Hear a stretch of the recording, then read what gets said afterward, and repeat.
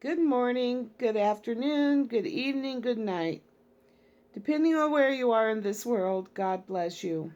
This is Gloria White coming to you from Utah, USA. Today we're continuing in the book of Jasher in the complete Apocrypha, and we are in chapter 16. At that time, Chedorlaomer, Chedorlaomer, king of Elam, sent to all his neighboring kings, to Nimrod, king of Shinar, who was then under his power, and Tidal, king of Goyim, and to Arioch, king of Elazar, with whom he had made a covenant, saying, Come up to me and assist me, that we may smite all the towns of Sodom and its inhabitants, for they have rebelled against me these 13 years. And these 4 kings went up with all their camps, about 800,000 men, and they went as they were, and smote every man they found in their road. And the 5 kings of Sodom and Gomorrah, Shinab, king of Admah, Shemeber, king of Zeboim, Bera, king of Sodom, Bersha, king of Gomorrah, and Bela, king of Zoar, went out to meet them, and they all joined together in the valley of Siddim. And these 9 kings made war in the valley of Siddim. And the kings of Sodom and Gomorrah were smitten before the kings of Elam. And the valley of Siddim was full of lime pits, and the kings of Elam pursued the kings of Sodom. And the kings of Sodom with their camps fled, and fell into the lime pits. And all that remained went to the mountain for safety. And the 5 kings of Elam came after them, and pursued them to the gates of Sodom.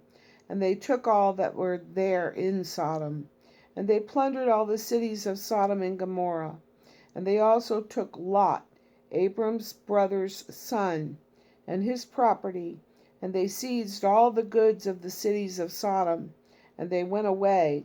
And Eunuch, Abram's servant, who was in the battle, saw this, and and told Abram all that the kings had done to the cities of Sodom, and that Lot was taken captive by them. And Abram heard this, and he rose up with about 318 men that were with him. And he that night pursued these kings and smote them, and they all fell before Abram and his men. And there was none remaining but 4 kings who fled, and they went each his own road. Let me see again, how many people did Abram had? 318 men. Wow. Okay. And Abram recovered all the property of Sodom, and he also recovered Lot and his property, his wives and little ones, and all belonging to him, so that Lot lacked nothing. And when he returned from smiting these kings, he and his men passed the valley of Siddim, where the kings had made war together. And Bera, king of Sodom, and the rest of the men that were there with him, went out from the lime pits into which they had fallen, to meet Abram and his men. And Adonizedek, king of Jerusalem, the same was Shem, went out with his men to meet Abram and his people, with bread and wine, and they remained together in the valley of Melech. And Adonizedek blessed Abram, and Abram gave him 1/10 from all that he had brought from the spoil of his enemies, for Adonizedek was a priest before God. And all the kings of Sodom and Gomorrah who were there, with their servants, approached Abram, and begged of him to return them their servants whom he had made captive, and to take unto himself all the property. And Abram answered the kings of Sodom, saying, As the Lord lives, who created heaven and earth, and who redeemed my soul from all affliction, and who delivered me this day from mine enemies, and gave them into my hand. I will not take anything belonging to you, that you may not boast tomorrow, saying, Abram became rich from our property that he saved. For the Lord my God, in whom I trust, said unto me, You will lack nothing, for I will bless you with all the works of your hands. And now therefore, behold, here is all belonging to you. Take it and go. As the Lord lives, I will not take from you a living soul down to a shoe or a thread, a shoe tie or a thread, and accepting the expense of the food of those who went out with me to battle, as also the portions of the men who went with me, Anor, Ashcol, and Mamre, they and their men, as well as those who had remained to watch the baggage. They will take their portion of the spoil. And the king of Sodom gave Abram according to all that he had said, and they pressed him to take of whatever he chose, but he would not. And he sent away the kings of Sodom and the remainder of their men, and he gave them orders about Lot. And they went to their respective places, and Lot and his brother's son he also sent away with his property, and he went with them.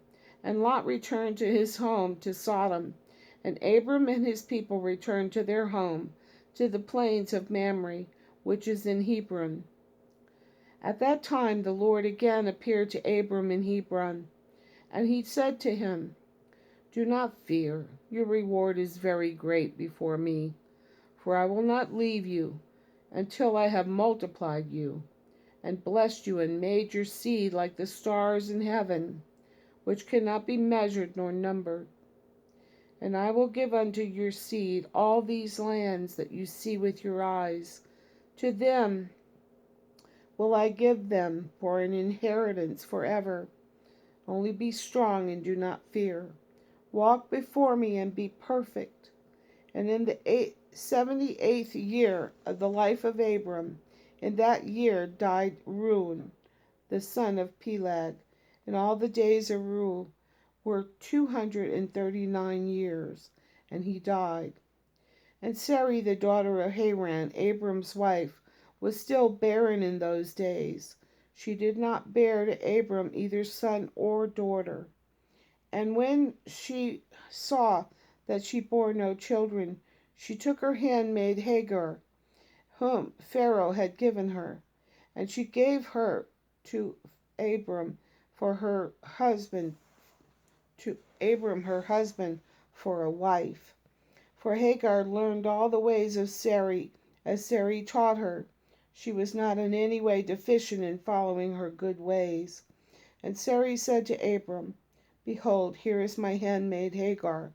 Go to her, that she may bring out upon her knees, that I may also obtain children through her.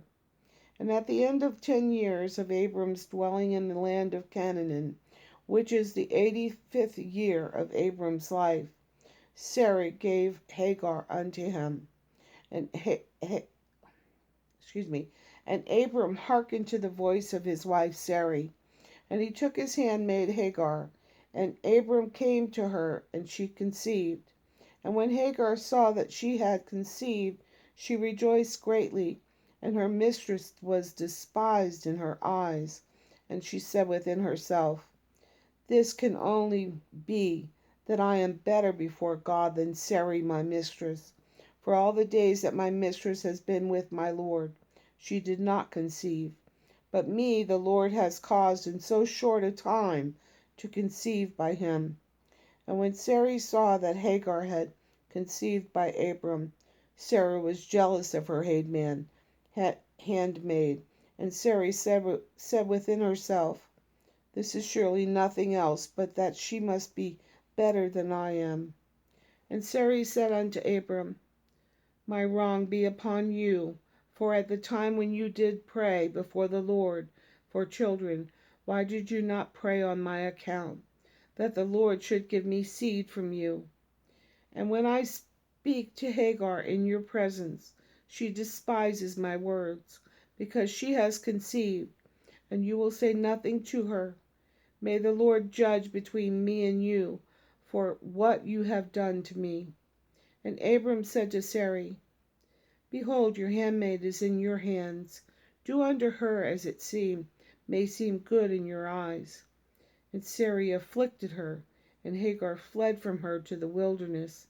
And an angel of the Lord found her in the place where she had fled, by a well, and he said to her, "Do not fear, for I will multiply your seed, for you will bear a son, and you will call his name Ishmael. Now then, return to Sarai your mistress, and submit yourself under her hands." And Hagar called the place of that Beer Lahai Roi. It is between Kadesh and the wilderness of Bered. And Hagar at that time returned to her master's house.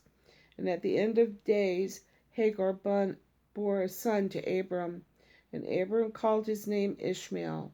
And Abram was 86 years old when he begat him.